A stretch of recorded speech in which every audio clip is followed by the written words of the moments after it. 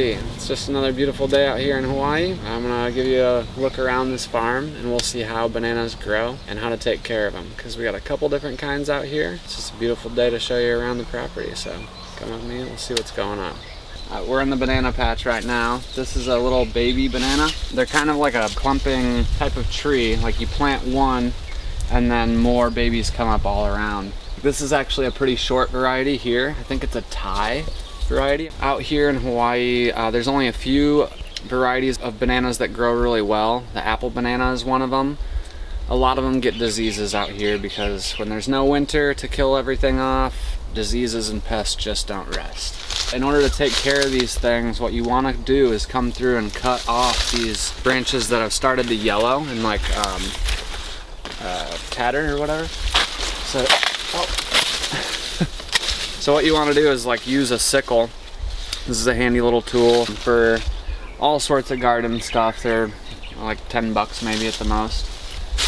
And then the plant doesn't have to bother putting energy up into those anymore, and then they drop and it's really good mulch. As you can see on the ground, there's some weeds coming through yet, but everything in the banana trees drop is good mulch. As far as harvesting bananas, it usually takes like 12 to 15 months to get a rack from when you transplant a baby. So like this rack is just about ready. We're not going to take it because they haven't started to turn yellow, but some people would take it at this point. There are also some hard edges on the bananas, like you can wait until those fill out a little bit. And there's a good example over here of one that's definitely not ready.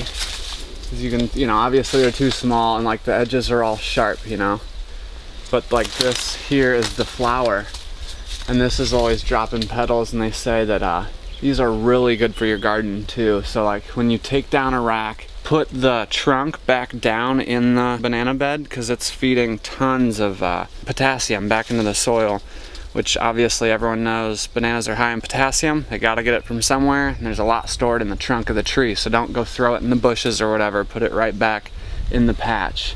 And right now we don't need to harvest one, so I can't show you how we would do that, but essentially like you can use a sickle again or like a machete, and just like these are really soft.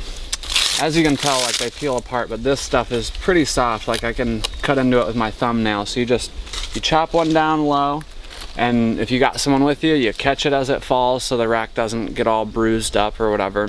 Lay the trunk down in the patch and chop it up a little bit, if you want to, but let it go back to the soil so it can so they can be healthy and everything. That's about the gist of it. And yeah, by cutting off all these like pieces like this, it also helps focus the energy into where it can actually produce more fruit. And it also just helps, as you can see, like it helps the wind get through here to maybe control diseases and stuff. It's just like but really like the sunlight is penetrating better, so it helps to keep them from choking each other out and whatnot. Just want to throw that in there. I'm going to get one of these babies to transplant and start another cluster. Because what they say with these clusters, the way they're a clumping tree, is that you want, for like good production, you want about 3 trees per cluster. As you can see from some of these clumps, there's a lot more than 3, which isn't a huge problem, but for ideal situations, they kind of need a baby taken from them anyways. So I'm gonna get in here, find a nice baby, and take it and start another clump. So this is an old root clump here. You can kind of see roots from where a tree actually fell over, and they just kind of turned to mush. But you don't want too many next to each other, like I said, and we've already got 3, 4, 5, 6 right here, so I'm gonna take a baby right out of the middle. It's looking really healthy. We walked around the orchard and there are some babies that weren't looking as happy, and just kind of want to take the best you can find from an overcrowded area. So I just want to get in there and get enough of the root so it has a good chance. So I didn't even rip it all the way out because it would have been interfering with this other one. That's where it was attached to the mother tree. it's just a spreading, clumping plant. It's pretty nice. They're really hardy. I've seen where somebody dug one up and left it out in the sun for a couple days and even replanted it, and I thought it was toast, but they're doing fine, so we'll do our best to get it right back in the ground, and it should do great. I've got my baby over here, and this area was all the tall guinea grass.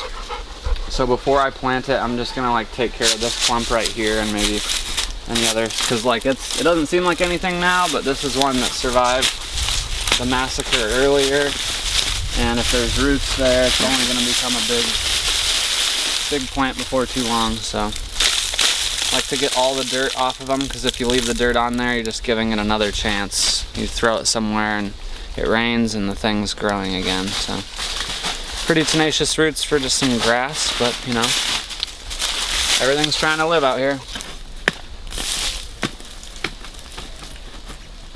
And another thing that some people do, we don't have any here right now, but another good thing to do for taking care of your banana patch would be to sprinkle some potash or potash, however you like to say it, which is just basically a potassium fertilizer, potassium supplement for the soil.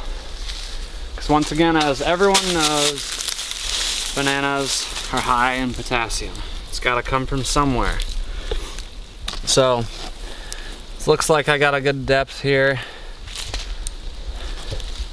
Just gonna make sure it's down there good.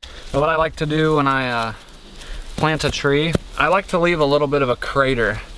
So when I go to water it with like a bucket, or like if you were putting compost tea or any sort of fertilizer on it that was liquid soluble, that it will kind of nest in the crater, like all the water will sit here and not just run off, you know, to other stuff. And you don't want to water a bunch of weeds if you're going to carry the water over or irrigate or whatever. So give it a little bit of a nest and come back and water it in.